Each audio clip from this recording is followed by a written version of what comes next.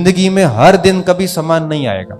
आज आपको मौका मिला हुआ है ना, आप देखना 1-2 साल बाद आपको पश्चाताप होगा कि कितना प्यारा अवसर था मेरे पास, घर वालों का पूरा सपोर्ट था, वहां बैठे थे आराम से, वहां पे टेस्ट दे रहे थे, वहां पे खूब पढ़ रहे थे सब दूसरे लोग, आप तो नहीं पढ़ रहे थे, सब लग गए, मैं रह गया।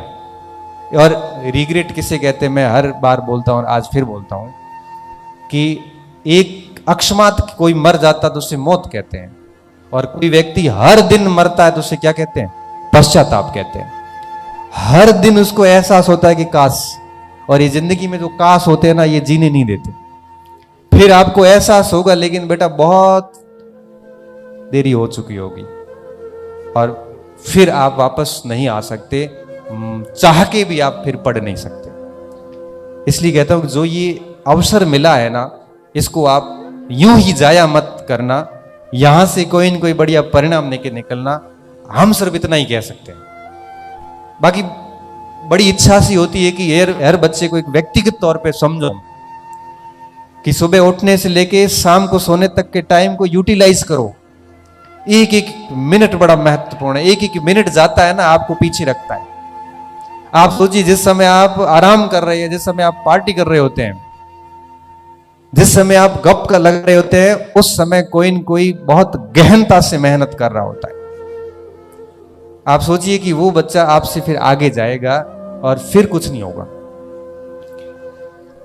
तो हम लोगों की जो बातें होती है वो सिर्फ यही आपको कह सकती है कि करना आपको है। इस खेल के खिलाड़ी असल में आप हैं। हमारे पास में सिर्फ और सिर्फ ये कहे जा सकते हैं कि जैसे आज मैं यहां खड़ा हूं ना, तो ये मैं बना कैसे हूं, और इसके पीछे मैंने कोई विशेष अभ्यास नहीं किया, ना मुझे पता है कि मैं हूं क्या। मुझे इतना पता है कि मैं कल सुबह जब घर से निकला था, तो उससे पहले मैं ब्रिटिश भारत में न्याय व्यवस्था टॉपिक पढ़ के उसके 4 पेज के नोट्स बना के कोचिंग जाके एक क्लास लेके कॉलेज जाके 2 घंटे पढ़ा के 3 बजे वहां से निकला हूं। उससे आज का दिन मेरा गया, क्योंकि आज मैंने कोई क्लास नहीं ली। मुझे सिर्फ इतना ही पता है। और पिछले 15 साल से ऐसा कोई शायद दिन नहीं गया होगा कि पढ़ाई नहीं की होगी। लिख लिख के, और जब वो रजिस्टर देखता हूं ना, आज भी ऐसे अकेले खड़ा होता हूं, रजिस्टर देखता हूं, खाली पड़ी 50-60 पेन, जो मैंने वर्जन 5 पायलट वो पेन है खाली कर करके जो साइड में डाली हुई पड़ी है, वो जब देखता हूं तो बड़ा सुकून मिलता है कि मेहनत की है और अच्छा लग रहा। बस ये ऐसा इन्वेस्टमेंट है जो आपको इतना रिटर्न देता है जिसकी कल्पना आपने कभी नहीं की होगी। इसलिए कह रहा हूं कि एक एक मिनट के इंपोर्टेंस को समझना, इसको बर्बाद मत करना। और 1 साल, 1.5 साल, 2 साल तक अगर आप ढंग से लग जाते हैं तो मुझे लगता नहीं है कि रिजल्ट रिटर्न नहीं मिलेगा। बाकी एक वो बात आती है ना कि भाई किसी को कोई बच्चा कहता है मुझे सर याद कम होता है, कोई कहता है सर मेरा दिमाग ठीक नहीं है, मतलब मुझे ठीक चीजें याद नहीं होती है। मैं सिर्फ एक ही बात कहता हूं कि ये मस्तिष्क वाली बात जो है ना, ये बहुत ही बड़ा झूठ है। याद तो मुझे भी नहीं होता था, मेरे भी 10वीं में 49% ही बने थे, खूब रटने की कोशिश की थी, याद ही नहीं आई परीक्षा में। याद तो मुझे भी नहीं होते थे, 12वीं में भी ऐसा ही कुछ हुआ था। तब मैं कहता हूं कि याद वाली बात गलत है। सच ये है कि आपने सीमित मटेरियल को लेके न तो शॉर्ट नोट्स किए, न उनको 8-10 बार पढ़ा। अगर ऐसा किसी ने किया तो उसको खूब याद हुआ है। आप अगर सोचते हो कि सोचते सोचते आप ऐसे पढ़ोगे, ऐसे ये पढ़ाई नहीं है बेटा, ये खाली आप पढ़ाई का प्रदर्शन है। इसलिए बहुत बढ़िया पढ़ाई कीजिए। बाकी मैं इतना कहूंगा कि यहां पे आप बैठे हैं तो आपके सामने खूब चुनौतियां आएगी, खूब चुनौतियां आएगी। चुनौतियां ऐसी ऐसी आती हैं कि हम बता भी नहीं पाते कि आपके सामने, क्योंकि हर व्यक्ति के सामने अलग अलग चुनौती होती है।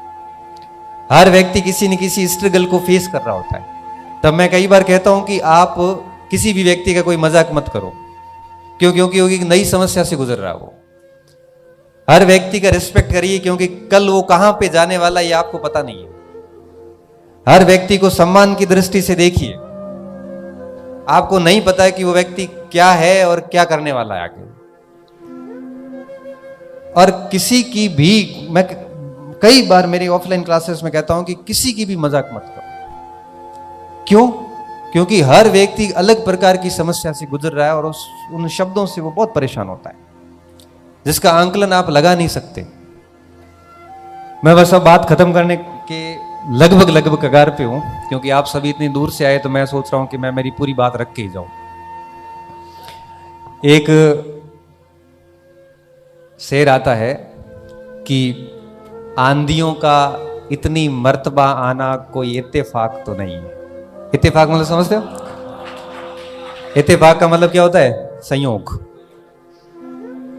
आंधियों का इतनी मर्तबा आना कोई इत्तेफाक तो नहीं है, बस यूं समझ लेना मेरी कश्ती इम्तिहान के काबिल रही होगी। बस यूं समझ लेना कि मेरी कश्ती इस इम्तिहान के काबिल रही होगी। लिखा था मैंने एक बार ऐसे कि परीक्षा भी वीर व्यक्ति की होती है, कायरों की परीक्षा भी नहीं होती।